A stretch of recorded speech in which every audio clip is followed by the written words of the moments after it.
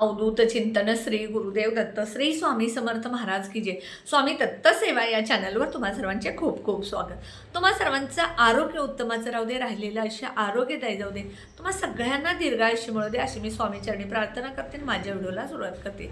उद्या स्वामी समर्थ महाराजांची पुण्यतिथी आणि ह्या पुण्यतिथीला आपल्याला काही सेवा करायची आहेत आणि ह्या सेवा केल्यामुळं आपल्या घरातल्या कोणत्याही कठीणातील कठीण अडचणी नक्कीच स्वामी समर्थ महाराज दूर करतील.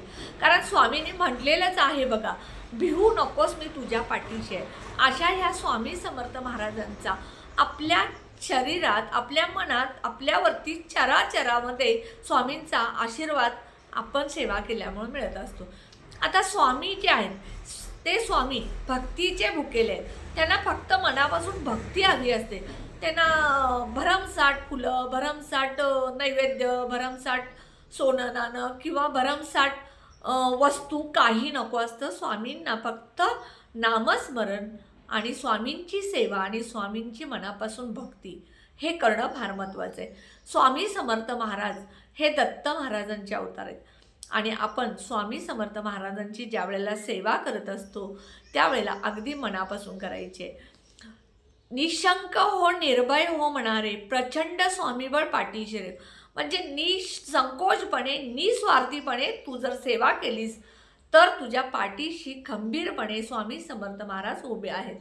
अशा या स्वामी समर्थ महाराजांची तुम्ही उद्यापासून दररोज मी सांगितल्याप्रमाणे जर सेवा केली तर बघा, तुमच्या घरात मुलांच्या प्रगतीमधले अडथळे दूर होतील, मुलांच्या व्यवसायामधले, पतीच्या व्यवसायामधले अडथळे दूर होतील, नोकरीमधले अडथळे दूर होतील, प्रमोशन मिळेल, व्यवसाय वाढेल, नवरा बायकोंचे वाद असतील ते दूर होतील, आर्थिक अडचणी असतील तर त्या दूर होतील. घरामध्ये सदैव स्वामी समर्थांचा वास राहील. कारण हे जे घर आहे हे स्वामींचं आहे. स्वामींचं घर म्हणून जर तुम्ही राहिला तर तुमच्या घरामध्ये, तुमच्या आयुष्यामध्ये कधीच कशाची कमी पडणार नाही. आपण कोणीही नसतो, करता करविता तो असतो. जिथे स्वामी पाय तिथे नेऊ काय.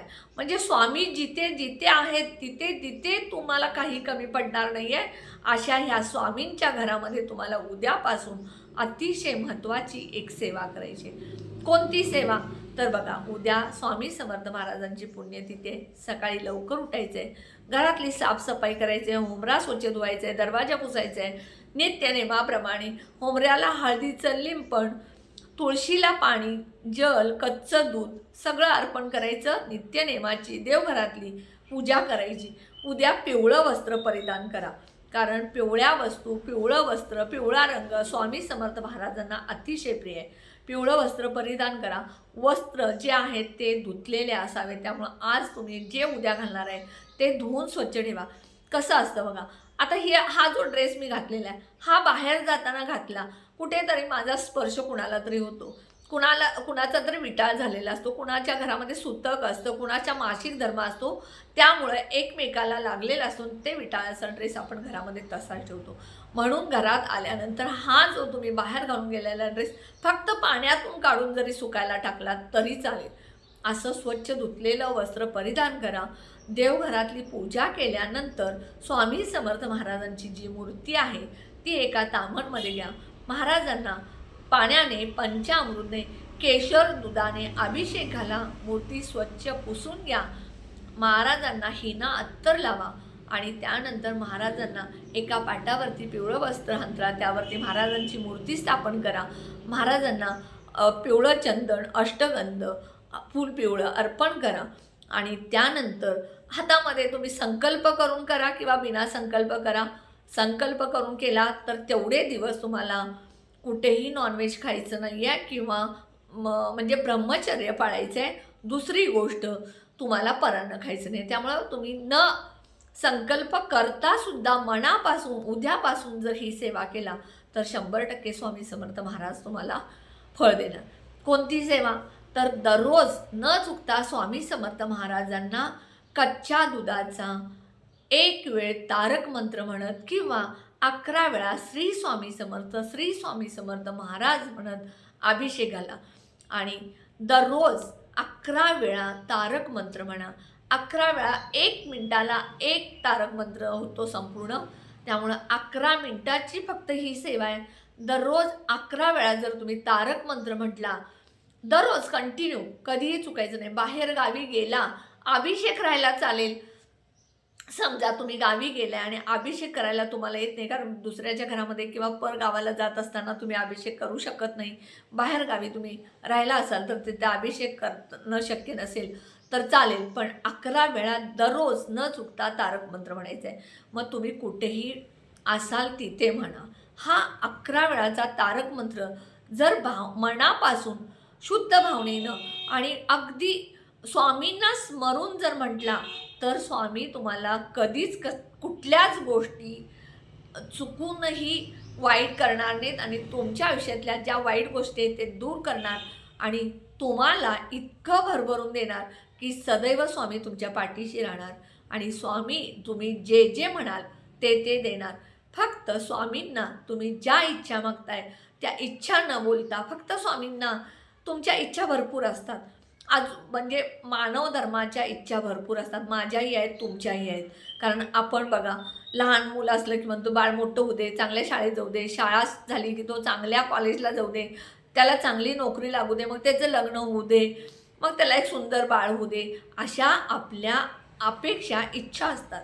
तसं न बोलता तुम्ही म्हणा, आता बघा, मला माझी इच्छा आहे की मला चांगली नोकरी लागावी, मला नोकरीमध्ये प्रमोशन मिळावं, माझ्या घरातल्या सगळ्या अडचणी दूर व्हाव्यात, माझ्या आर्थिक वाढ व्हावी, अशा बऱ्याच अपेक्षा, इच्छा असतात. ह्या इच्छा न बोलता स्वामींना फक्त एकच म्हणायचं, स्वामी समर्थ महाराज, माझ्याकडून तुम्ही म्हणायचं, मी नाही म्हणायचं, माझ्याकडून तुम्ही दररोज 11 वेळा तारक मंत्र म्हणून घ्या आणि ज्या काय माझ्या इच्छा आहेत त्या तुम्हाला सगळ्या दिसतात आणि ह्या सगळ्या इच्छा तुम्ही माझ्या लवकर पूर्ण करणारच, असं मॅनिफेस्टिंग करायचं आणि स्वामींना मुजरा करायचा, नमस्कार करायचा. 11 वेळा, 108 वेळा तुम्हाला शक्य असेल तर 11 वेळा स्वामी समर्थ महाराजांचा जप करा. 11 माळी जप करणं बसून शक्य नसेल तर उठता बसता श्री स्वामी समर्थ, श्री स्वामी समर्थ म्हटला तर चालेल. मी खरं प्रामाणिक सांगते, मी कधी 11 माळी जप दररोज एका ठिकाणी बसून करत नाही, पण मी दररोज उठता बसता कायम श्री स्वामी समर्थ महाराजांचं नामस्मरण करत असते आणि दररोज माझा महाराजांना एक वेळ कच्च्या दुधाचं, कच्चं दूध नसेल तर मी पाण्यानं अभिषेक घालते आणि दररोज तारक मंत्र म्हणते. त्यामुळं हा जर उपाय तुम्ही केला तर नक्कीच तुम्हाला त्याचा फायदा होणार. स्वामी समर्थ महाराज तुमच्या सगळ्या इच्छा पूर्ण करा. त्यामुळं नक्की उद्यापासून पुण्यतिथीच्या दिवसापासून ही सेवा चालू करा.